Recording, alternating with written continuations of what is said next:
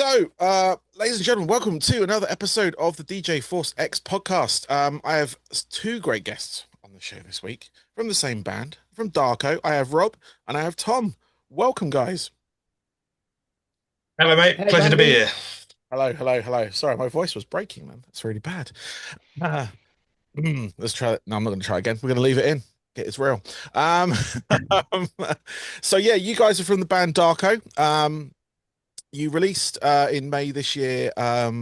Canvas was the name of the EP via LockJaw Records. Um, that is a record label from the past for me. Um, Back when I was in bands or in a band, we played with a lot of the bands of LockJaw Records at that point. And I believe I even sent them demos. Um, um, Hmm. I think we played with with Tribute to Nothing. Obviously, they were the original purveyors of said. Yeah. Yeah. I was trying to remember who else had done that, but we were around in that sort of like late 90s to about sort of late 2000s or noughties or whatever you want to call them. Um, and then yeah, no, to find out like obviously you guys coming on looking up, you got Lockjaw Records. I was like, fucking hell, are they? I'm I'm delighted to tell you we're in the presence of some Lockjaw royalty here in one Mr. Piper, Yes, who ran the Yeah. label for many years. Yeah, I took it over not long after Sam and Ben from Tribute to Nothing finished. So they moved on. And then somebody had it for a year, Sid, who is their kind of like who worked with them for a bit. So I ran Lockjaw from 2011 till last year. nice. But Also, yeah, you've got the hookups to the much more old school or yeah, the original band. So yeah, 97 it started with yeah. I mean, the Sam and Ben. yeah, I was gonna say back then I was in a band called Zero Cipher, and we played like all the sort of shows up and down the UK venues.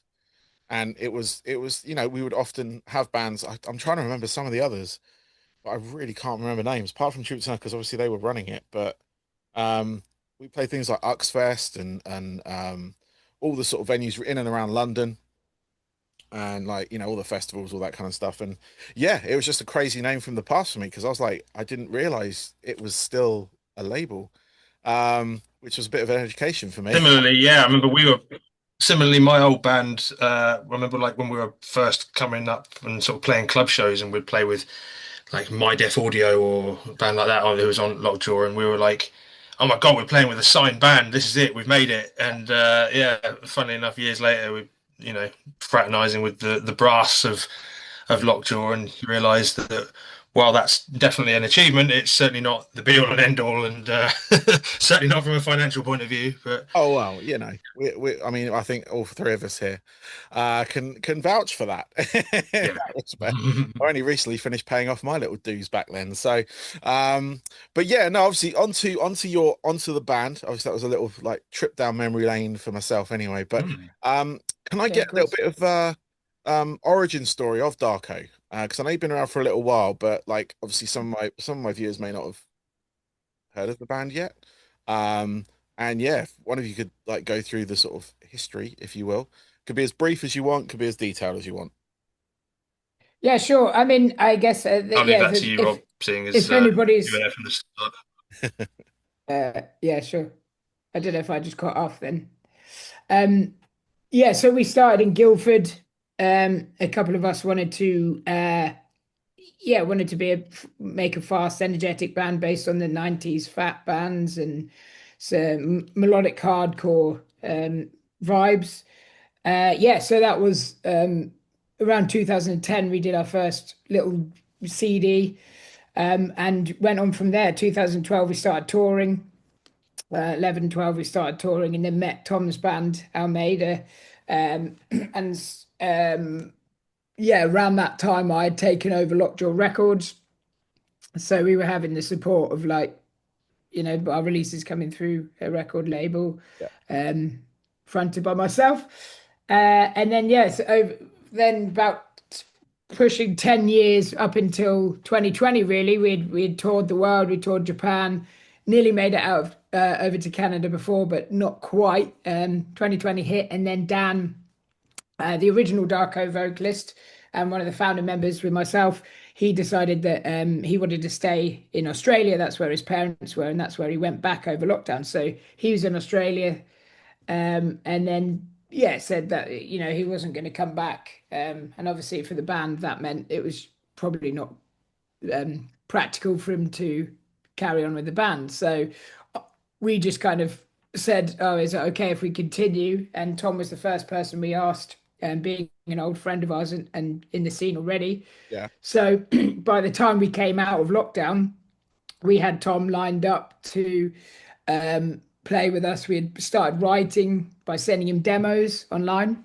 And then our first gig, we were talking about the other day because we've just come off a tour, but the first gig back was Vegan Camp Out, and it was in the big aircraft hangar at Newark Showground.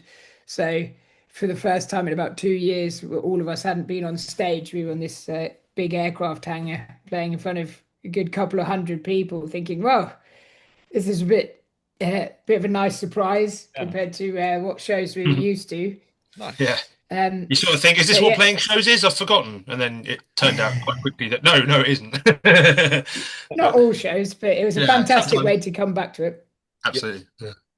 Yeah. No, I mean that's really cool. I mean it's weird because you are that local to me that I mean I did obviously I've heard of you but not heard much of you, if that makes sense.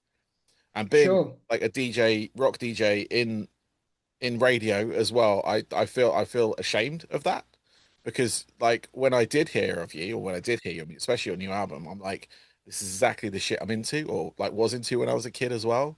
Because it's got that Yeah. vibe, it's got that like that groove hardcore of um I was trying to place bands on it, but I was very much into like the East Coast hardcore scene back then, like Earth Hmm. Crisis, Vision Disorder, oh, can't remember the name, but it doesn't matter. But that ilk of band and like Comeback Kid, stuff like that as well, Yeah. like Canadian scene, and all that. And it's like it. And then I heard your album, like this EP, sorry, in full, and I was like, fucking hell, this is great. I love it. Like this, the Canvas EP we're talking about there, and I went back and I listened to a couple of the other EPs on your thing. I was like going back to like 2000, I think it was 2010, 2011 or whatever it was, on one of the streaming services. And yeah, I was like, how the fuck did I miss you guys? Because Yeah. I'm putting my hands up now as poor form from me, but like this was like I was trying to get like I was asked about the origin story because it's like I saw like you have toured the world, you have gone around all these countries, and yet like in the UK side of things, or even I lived in the States for a little while as well. So, I wasn't obviously I missed a chunk of time. But yeah, no, I mean I'm glad to be on the train now.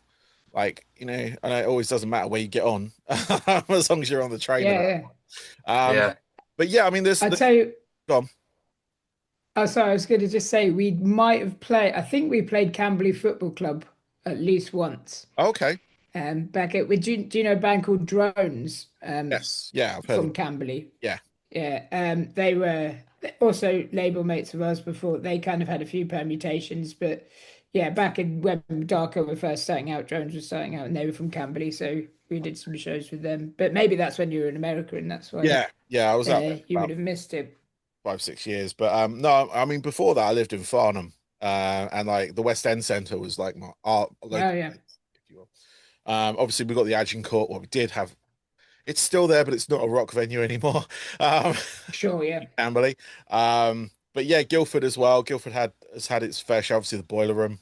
Um, Hmm.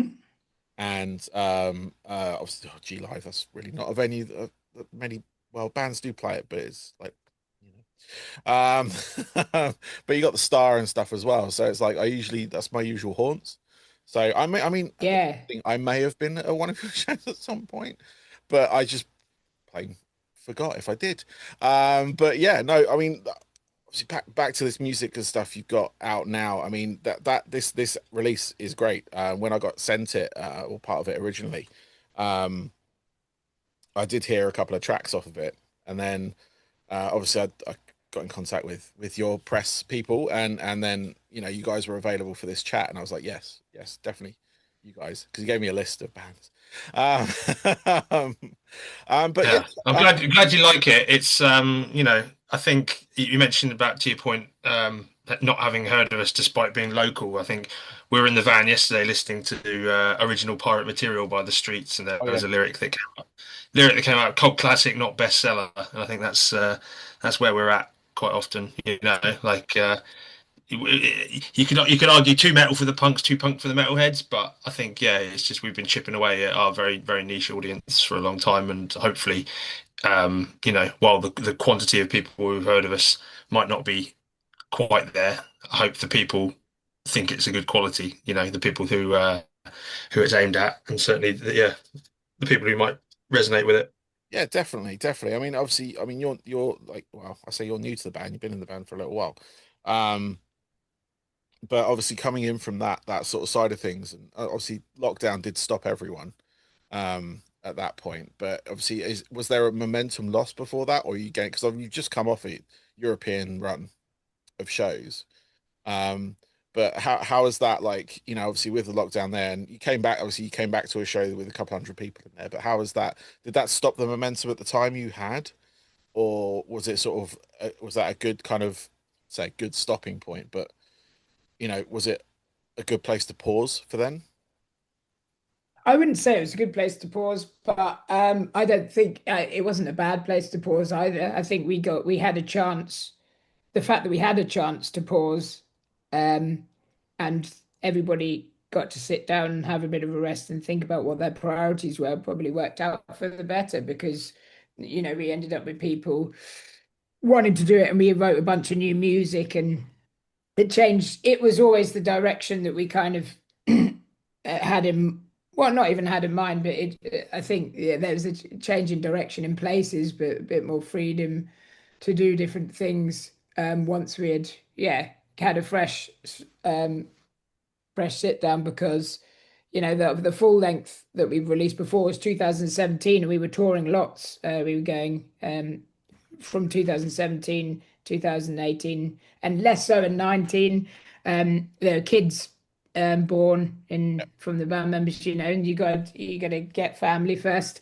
So, but yeah, I think it was sad at the time that we couldn't do anything, but it was yeah, looking back, it was good to have a refreshing Yeah. and a recharge to come out on the other side, just thinking, right, we're ready to do some more. And when you're talking about the latest EP, Canvas, that's actually out this month, July. The EP was out, but May was the single, Oh, which was the same name. So it has, yeah, the EP that's is right. just released on full.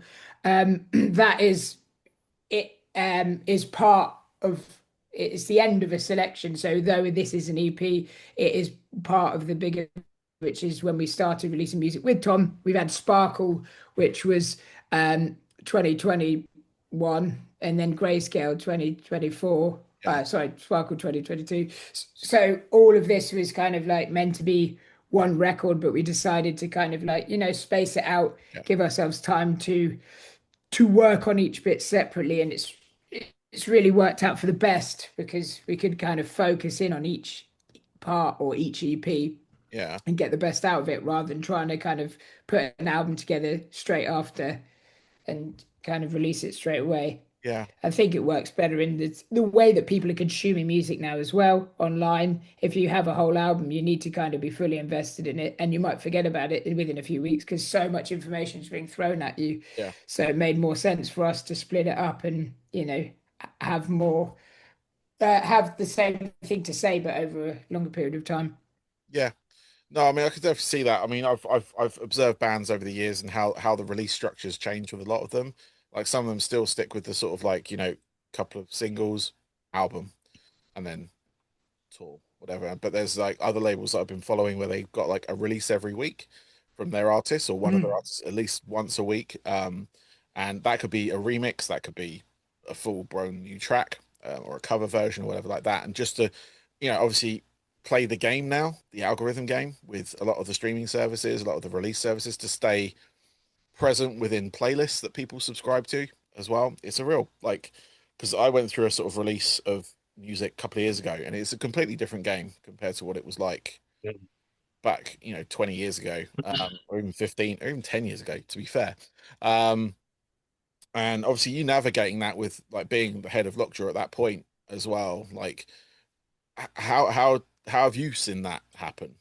Like when it comes to releases and stuff like that. Obviously, you've sort of found the EP route, I guess. EP and singles, sort of regular releases on that front. Is that something that's, you know, more, something you've learned over that time, or is it just something by chance it kind of that's what worked for Darko? Yeah, I think the latter, that's what worked for Darko, and I think it was the most more, the important thing, especially we've been doing it for quite a while now, and to keep everybody engaged, but also with the ability to do what we're doing, and stick at it. I think it was just like, well, what works for Darko right now? Is it going to be, do you want to burn out and push for a 15 track album and use up all your force trying to do that, or do we want to concentrate, as I mentioned before, and just really refining a few tracks, Yeah. get them out, and then spread it out. Um, Definitely the single things, and it's great. Obviously, when bands do release full lengths, there's something special about it. And when you craft a full album, it was, it has a story through it, and that's why we wanted to combine the two kind of ideas by doing, yes, three EPs with a few singles before each EP, but each EP, all three then fit together with this narrative or this kind of concept at the end as well. So it's just like a huge run up to getting all three. So when Canvas is out, it turned out to be, yeah, a more refined version of what we had started out with Tom. However, the listener is invited to go back and start with Sparkle and take it all back in again. I was gonna say because there's a few extra tracks on those other EPs that aren't on that last EP of the combination of them, and it's quite nice. So I wouldn't go through. Obviously, Tom, I'm going to bring you into this because you've been sat there patiently. Uh, but how have you found, like, obviously coming into this band a few years ago, joining what was already kind of like a rolling train? I'm going to use the train analogy throughout the whole of this, Hmm. I think. But how is that joining for you? What sort of like, from obviously your previous band and coming into this, how have you like obviously brought your own influence into that? No, it's a really beautiful thing. Like I see people when their bands break up. My band was sort of on the way out as well. Like we'd sort of reached a bit of a natural conclusion. We'd had sort of a few fallings out here and there and that. So um, yeah, like when I see people now when their band breaks up, it's similar to when like sort of I don't know they lose a job or a relationship finishes. It's quite a big deal for people, and I sort of have the unique experience to be able to tell them like you're not starting from scratch here.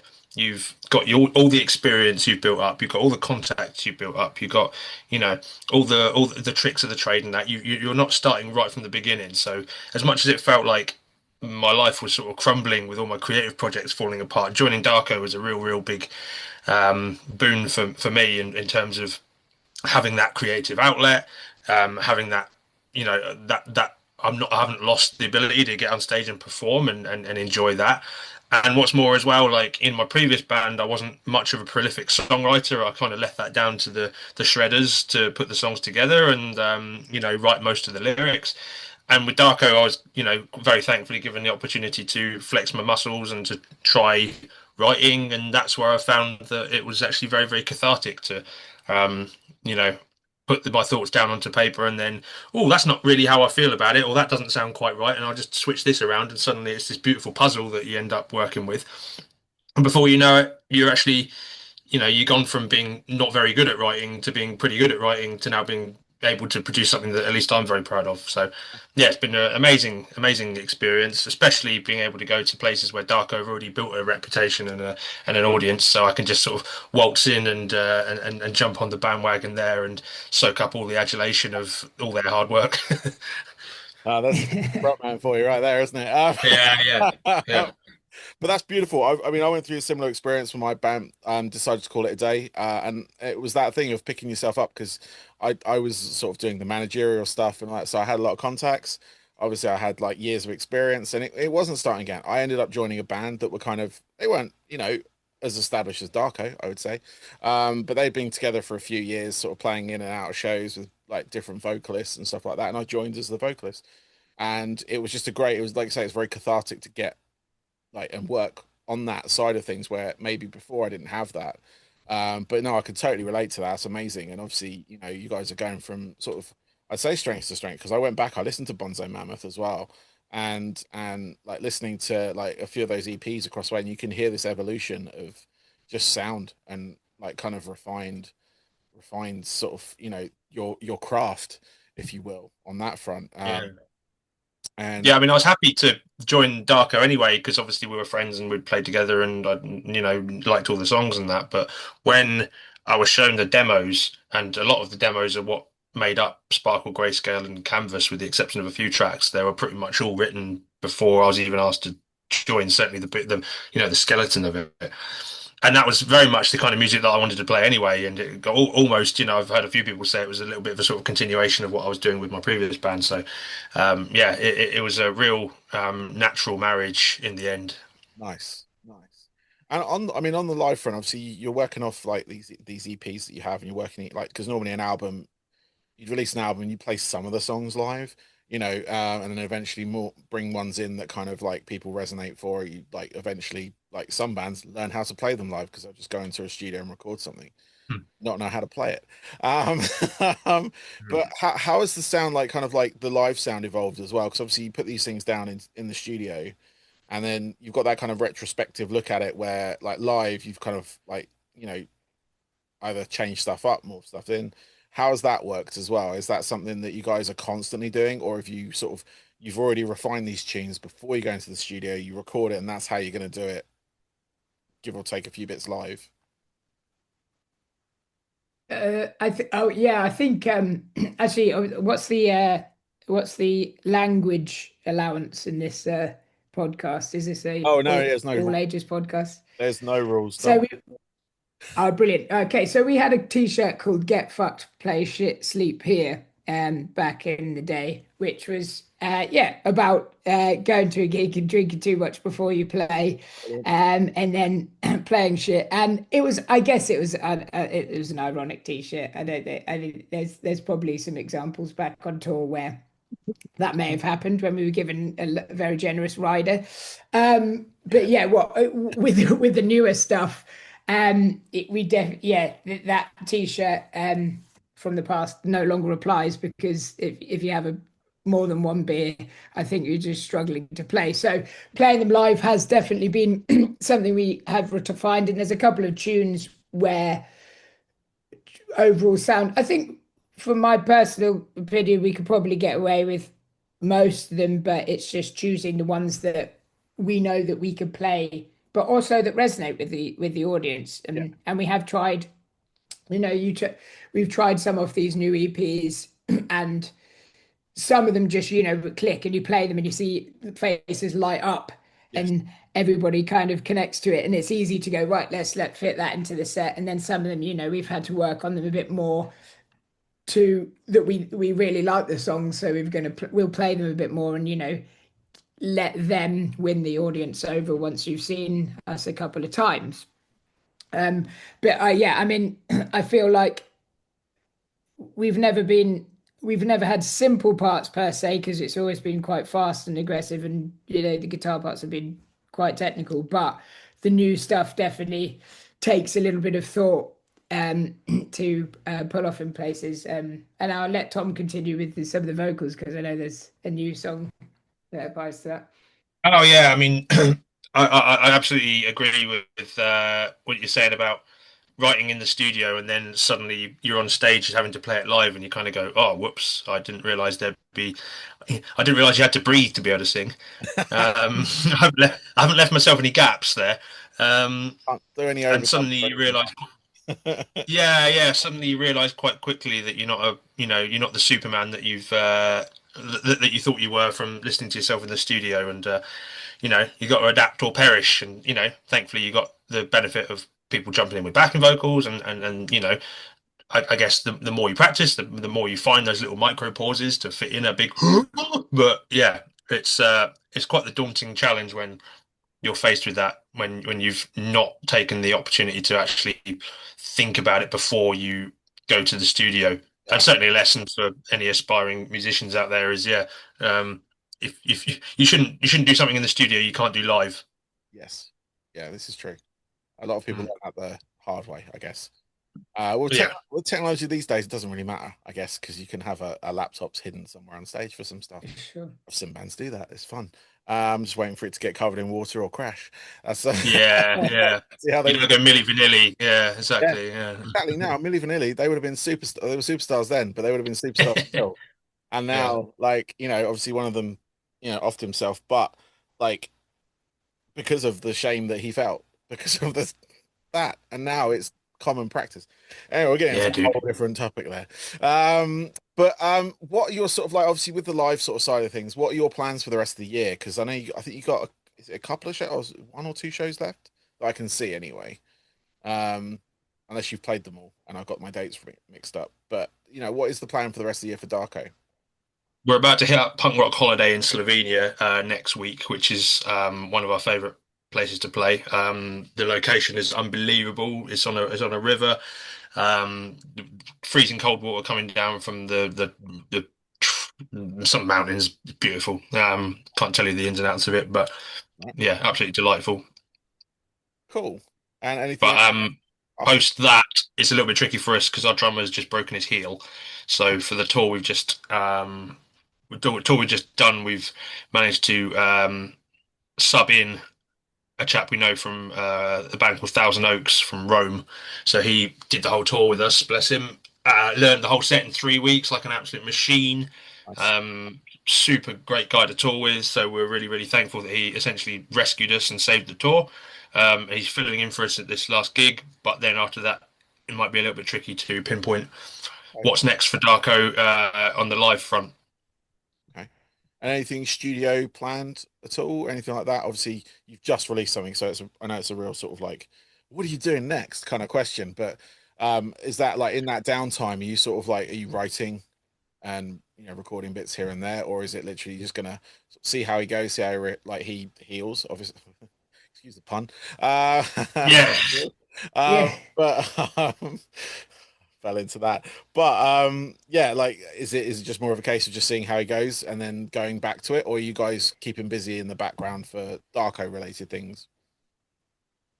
I think we've literally just got back from Italy yesterday, and we're going out to Slovenia. So there is there's a part of us which is, there was some shows that haven't been announced for the end of the year in the UK, Right. but reluctant to say that we would be able to do them just because we need to find another drummer to do it. Alex is in Rome, and it worked very well for an Italian and even German tour because he was flow. He had a train ride home at the end. Yeah. But again, he's got his own bands and a family, so we just get away. Oh, also he plays drums or is playing drums for Strike Anywhere on the Okay. when they're over. Yeah.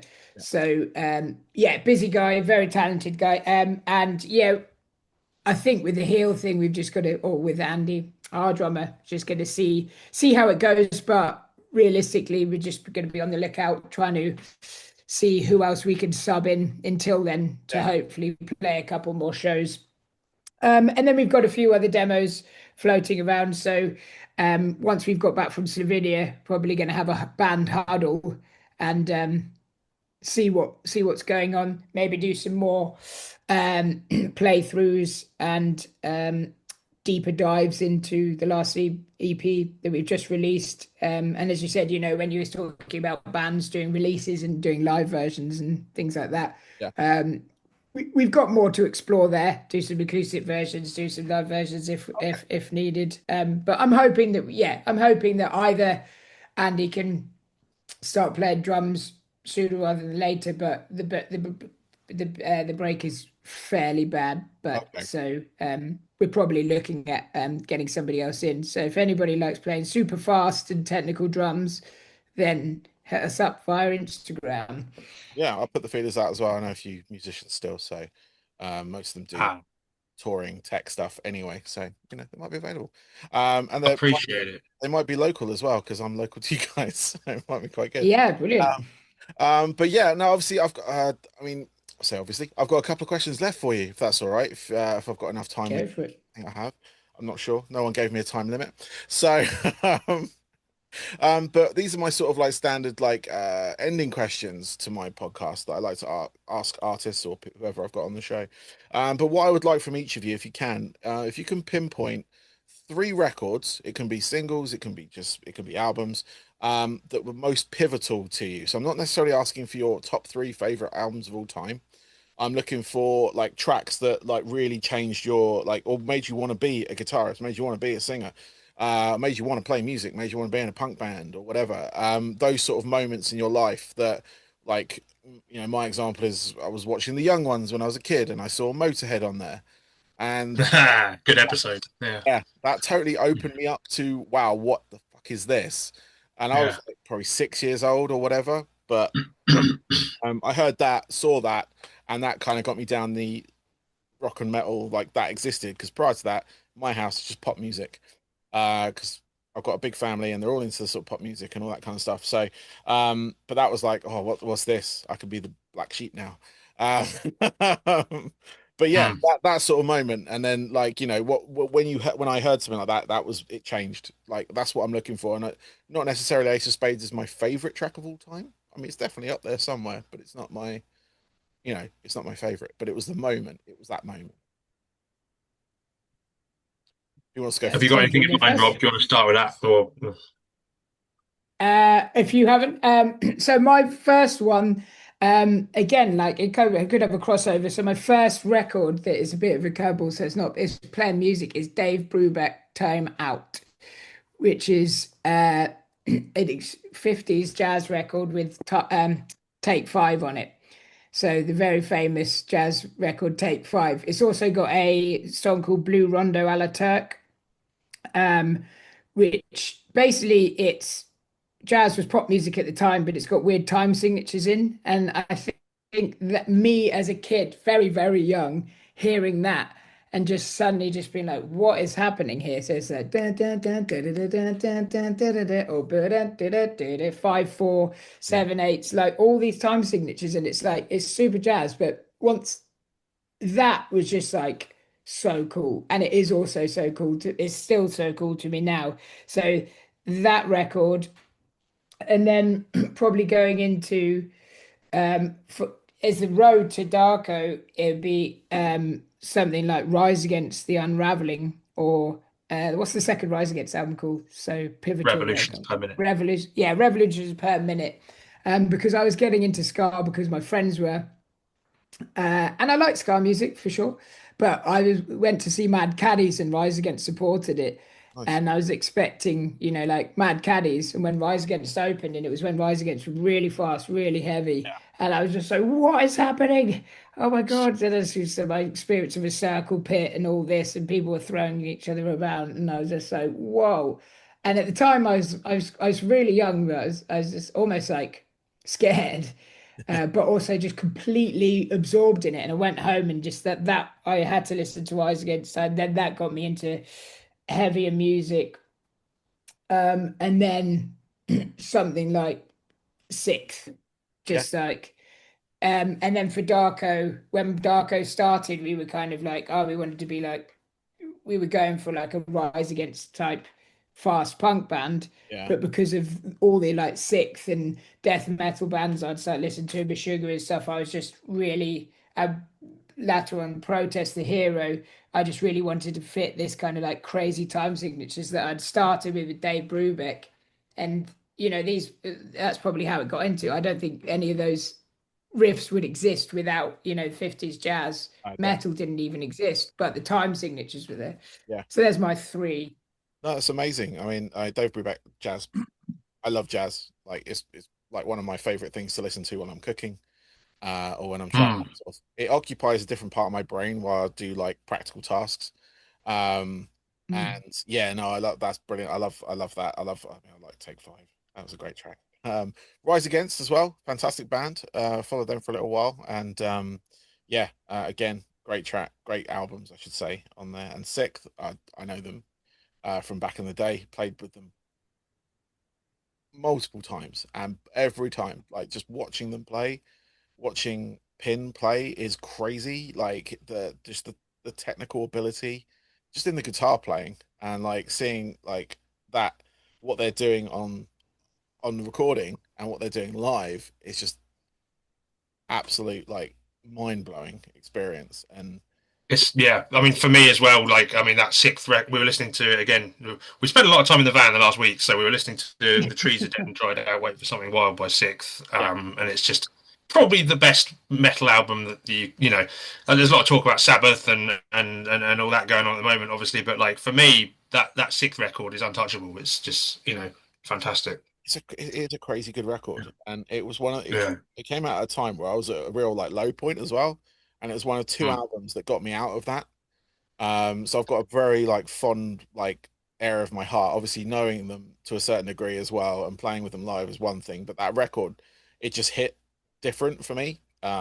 Like back when it was released, it was that, and it was actually Andrew WK, The Wolf was the other album. Ah, good Oh one. no. Yeah, yeah, yeah. And like because it was so uplifting, and I was in like I say, I was in a Yeah. real dark place, and like the sixth album just really kind of it processed that anger, but then Andrew WK brought me that happiness. So it's Yeah. like it was great, and I got to tell him that as well many years ago. It was one of my like first run of guests on this show, and Oh, so really? Yeah. and I met him. I was living out in Tampa, and he was playing a show there, and I just got to sit down in the venue with him, and I told him that like and it was like it was really nice. He was really nice as well, which was great. Um, but yeah, obviously onto you, Tom. What you're obviously is sixth going to be one of those albums for you? Um, not now that Rob's mentioned it. I'll Okay, pivot. cool. Ever the contrarian. I think we've had a similar journey in like I went when I was like what 14, 13. Went to see the Offspring, young kid just getting into rock music, going to a gig, and then AFI supported, and that was back in the like Art of Drowning era.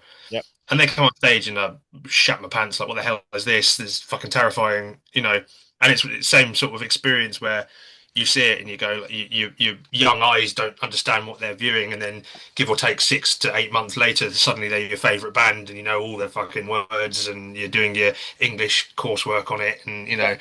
Yep. um, it's flattering now to be receiving these sort of reviews for the new record where people are citing a Davey Havoc as something that they hear when I sing. And certainly like for me over the years I think I got myself into a bit of a writing rut because I was trying to kind of replicate the the poetry that he like, not so much in recent years, but like the stuff that he used to put out around that sort of the early 2000s and stuff. It was very very thought out and like poignant and sad and kind of melancholy. And I was kind of always thought that was the way to put out music and to write and to tap into. And while that does resonate, like for me, like I think that first Rage Against the Machine record probably has a huge place in my heart as well, because that was one of the first bands that I heard that was like unafraid to be overtly political and not give a shit about people who were moaning like, "Oh, keep politics out of music" or whatever. It's like, no, we're going to put this front and center, and anyone who doesn't like it can go fuck themselves. That was, the uncompromising nature of it. Really, really, really, I really enjoy. And then, I think there was a further awakening later on, maybe when I went to uni and got into like Jeff Buckley, into Sigur Rós, into Radiohead a lot more, and those kinds of sort of falsetto vocals, your Bjork and stuff like that, that really sort of helped me take my vocals to different levels and different tools I could tap into and things like that. I kind of you can tell when a band only listens to one style of music and it drives me up the wall and it's really boring. So actually, it's really I'm fortunate to be in a band with people who like all sorts of shit, and if you can find a way to cram in all those different styles seamlessly, which I hope we're starting to do and we're getting better at. That's quite exciting. So yeah, probably those guys. I would Yeah. have thought. Although yeah, Rob mentioned Protest the Hero as well. I remember my old band when we heard Kazaya by Protest the Hero. We basically like, this is my old band when we were kids, but we heard it and then we'll basically like put our guitars and stuff down like, well, that was fun, but we can't play anything as good as that, so no point in trying. We had to basically start a new band. where it was all like front and center and the widdly widdly. Yeah. It was cool because when Darko was out in Oshawa in Canada recently, we met the singer of Protest Hero, Rhodey, Oh wow. and he hung out and it was really nice. And it was kind of like a holy shit, like didn't expect my life to take me here, but Yeah. yeah, that That's was awesome. no, I mean, it's a great great like choices there. I mean, I remember seeing them a few times in London back in the day. Like they were like playing, and they'd always be like either supported by like Stamping Ground or something. Mm. And I was there for Stamping Ground. So the guy following that hardcore sort of route there. But yeah, no, I remember seeing them a few times at the Astoria in London, and absolutely like amazing. And even some of the stuff that Davey's done since, like Black Audio and stuff like that, was kind of the Yeah, yeah, yeah, yeah. Sonica. I love that as well. It's just his voice just carries it, which is great. Obviously, everyone Rage. You can't. It's been said. You said it. They put that stuff front and center, and it's like and in like especially like these days, we need another Rage. I think, to really put shit front and center for that group of people. But yeah, no, that album was just like pure volatile, like straight up like anger, against the obviously the systems and the states and everything like that, and around the world. Yeah, I put System of a Down Toxicity up there with it as well, as far Yeah, as like the yeah, you know the pattern-esque merging of all the different funny styles and Eastern influence, and yeah, it's great. Something like that. but Like yeah, you say, we need bands like that. I think Stray from the Path were kind of carrying that flag for a little bit lately, and now they've broken up. So there's kind of a gap in the market. Um, there is. you know. Got a couple here over the summer. Uh, Mm. obviously kneecap, Oh yeah. and then Bob Villan, bless him. Mm. Kind of felt the wrath of trying to do stuff like that, but hopefully that will continue and people realize that art is art, and that you need to express yourself. You need to say stuff. If it's not right, say it. Like I'm Absolutely. for that. Like what's going on in the world right now is just completely fucked up. Mhm. And it's like a lot of history repeating, and no one's like taking it seriously. But cool. No, and as artists, as artists and as as individuals, you get attacked for pointing out similar sentiments to what your kneecaps and your Bob Villain Yeah, um, and it's are just saying. yeah. And it's dangerous. It is. I mean, but, I mean, it's a completely different podcast, if you will. Like, we can go on hours on that, but it's just within music and stuff. You should be able to express your views and whatnot, and you know, it's part of artistic expression. Whether you're Yeah, and painting for it, the last year and a half, maybe post October 7th, I've sort of made a point of saying Free Palestine on stage every single gig, and have received, to be honest, no pushback on it from the audiences that we play in front of. good. So That's good. it's more online where people feel emboldened and Yeah, and I feel half the time that those aren't real people anyway. mm, I sort of subscribe to I think they call it the dead internet theory, where the majority of conversations going online are just between AI and bots, just making up. yeah, And as soon as something like, if someone wants a trend switched or whatever, or anything like that, it's easy enough to kind of, for the sort of tech people to switch that, or some PR thing to switch that and make it public narrative, just for yeah. conversation. So, um, Yeah, the internet was rubbish enough when you're arguing with real people, and now it's just what's the point? Just go outside, do something else. exactly, because if you left the internet to be itself without any human interaction, there would still be interactions on there, but just between Mm. automated systems. But yeah, that's another one. One of the beautiful things about getting out and about and touring, though, is you actually like get to chat to people about real things, and Yeah, you sort of you see you see the doubt in people's eyes when they're making a point, and you can like there's such different levels of confidence of discussion, and you can sort of come to an agreement a lot easier when you're trying to get along as opposed to when you're trying to have a pop at each other. And I'm not saying, you know, don't confront dickheads and don't argue your point and stuff, but there is something to be said for actually having conversations in real life. definitely. Because Mm. you don't get the sort of like I mean, from a typeface, you don't get sarcasm. You don't get like if someone has that element of doubt, you just get a flat out like point, and that's how you take it. It's how you perceive it as well.